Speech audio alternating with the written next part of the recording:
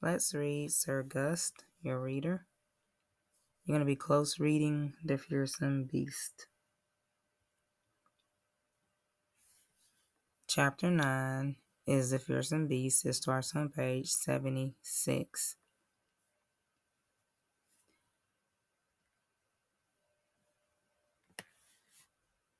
The next morning, long after everyone else had eaten their morning meal, Sir Gust awoke, much rested but not eager to set off. So here we have the word not eager, which means not wanting to do something. He yawned, he stretched, he took a bath, he had lunch. At last he mounted his horse. But he soon faced another problem. He could not tell which way was east. Sir Gus could seldom tell which way to travel. We have the word seldom there, which means not very often. He rarely saw the morning sun, so he did not know that it rose in the east. But knowing that he did indeed need to begin, he sniffed the afternoon air, flipped the coin, and rode north. Sir Gus rode north into the woods of Doom. He rode for a week. The days got shorter and colder. Sir Gus did not know why. Another thing Sir Gus did not know was that the woods of Doom were very dangerous. So he was not prepared when, from out of nowhere, there appeared a band of armed men. We have the word armed here, meaning having a weapon. The men were bandits. They grabbed Sir Gus and tied him up.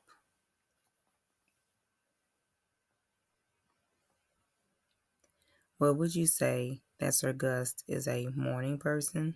Or would you say that Sir Gus is a morning person? That is someone who wakes up without difficulty in the morning?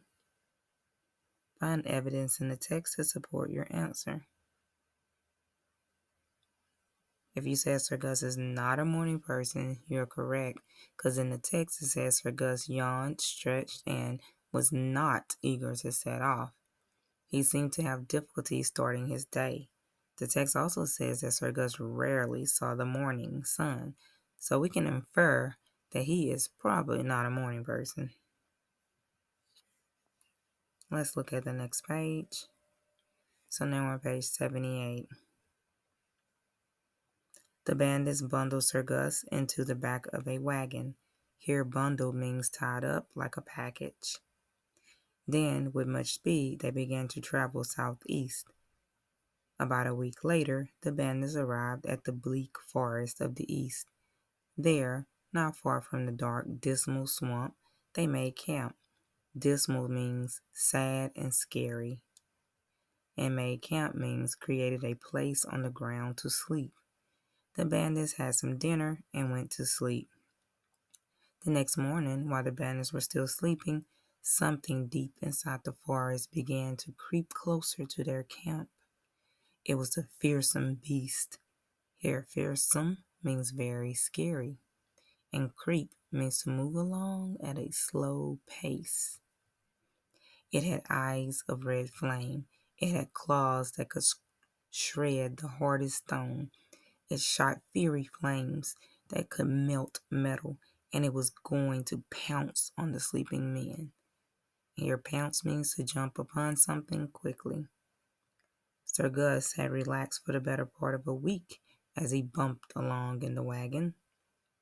Better part means an expression of time passing. He was feeling well rested, so, in spite of the fact that it was morning, and in spite of the fact that his arms were tied, he decided to try to get up. So, in spite of meaning without being affected. Using the adjectives in the text on this page and some of your own, describe how Sir Gus looked bundled up.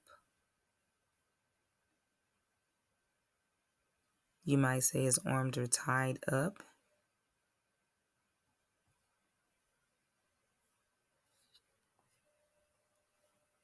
Let's go to the next page, page 80. After a long struggle, Gus was able to stand up in the wagon. So here, struggle means to make a big effort to do something. Just as he stood up, the fearsome beast grunted and charged in to attack. Sir Gus spun around as best he could to see what had made the sound. Spun means turn quickly. The bright morning sun shone on his shiny helmet. Shone here means past tense of shine. The sunlight bounced off his helmet and shone on the fearsome beast. So remember, shone means the past tense of shine. The flash of sunlight shone in the eyes of the fearsome beast and blinded it. The beast screamed and ran away, but it could not see. It ran into the dark, dismal swamp and sank in the deep mud. The bandits, having woken with a start, fled as well.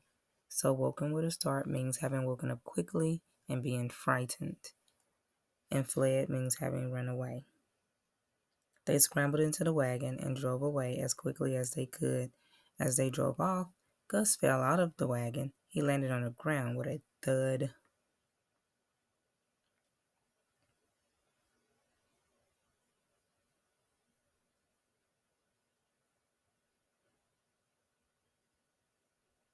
So think about all the adjectives that you could use here after a long struggle. So just think of someone struggling. Maybe they're wiggling. Just as he stood up, standing up would be straight, and so forth. Going to the next page. Sir Gus, the utterly fearless, lay on the ground for 2 days, unable to get up. At last a hunter spotted him and untied him. Sir Gus thanked the hunter. Then he made his way back to the king's palace on foot. On foot means walking along, not on horseback. When he arrived, the king was just sitting down for his dinner. Sir Gus knelt and spoke to him. Your Majesty, he said, I am happy to report that the fearsome beast lies at the bottom of the dark, dismal swamp. Well done, Sir Gus, said the king. Well done. The king called all his knights to a meeting. Sir Gus has killed the fearsome beast and tossed its carcass into the dark, dismal swamp, the king announced. Carcass means the body of a dead animal. Thanks to his brave actions, the kingdom is safe. You may all go home. So King Alfred tells the knights, Sir Gus has killed the fearsome beast and tossed his carcass into the dark, dismal swamp. Is that really what happened?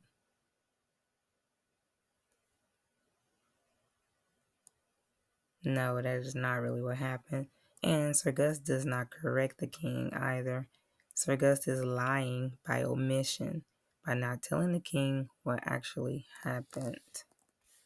Okay, this is the end of the story. Now we're going to go to activity page 16.2. On activity page 16.2, you're going to try to put the activity in order by what event happened first. So you're going to read all the sentences first. Then you're going to number them in order. So the number 1 will go by what happened first in the story. So first you could start by reading the sentences. The fearsome beast ran into the dark, dismal swamp and sank in the mud.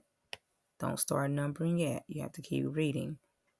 The bandits had dinner and went to sleep. The bandits fled, and so on. So once you read them all, think about, which happened first, and you put a number 1. Then you think about, what happened second, and you would put a number 2. And you continue numbering them until you've numbered all of your sentences.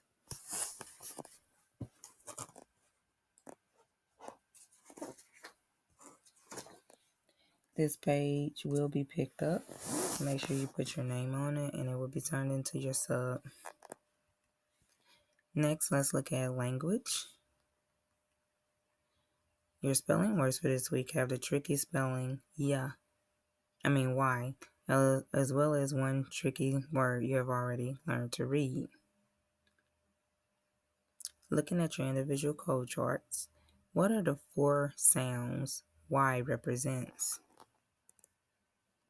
Right, E, I, and Y. Can you give an example of each word? E as in tree, as in it, I as in pie, Y as in yes. On activity page 16.3, you have your spelling words. Look at them and read them aloud with me. Yelled, yarn, yellow, yes, myth, symbol, system, cry, frying, satisfy, yawn, sticky, lying, energy. And your tricky word is edge. Think about what sound the letter Y represents in each word.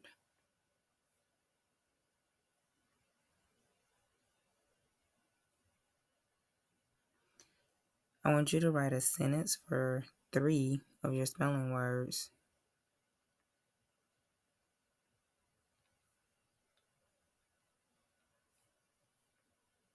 Okay. Remember to test 16.3 out, and that is your homework.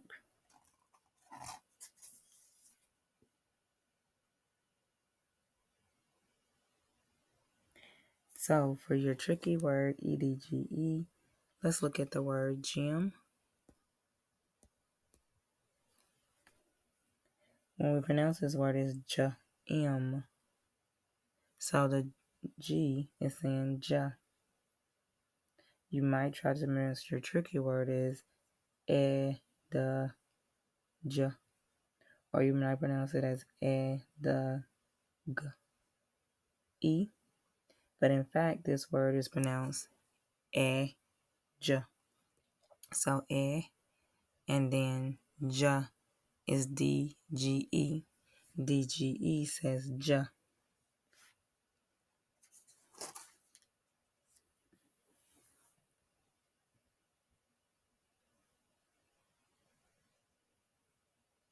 Remember to practice your spelling words each night. All right. Have a good day. After this lesson, you'll be making up any lessons that were not completed last week.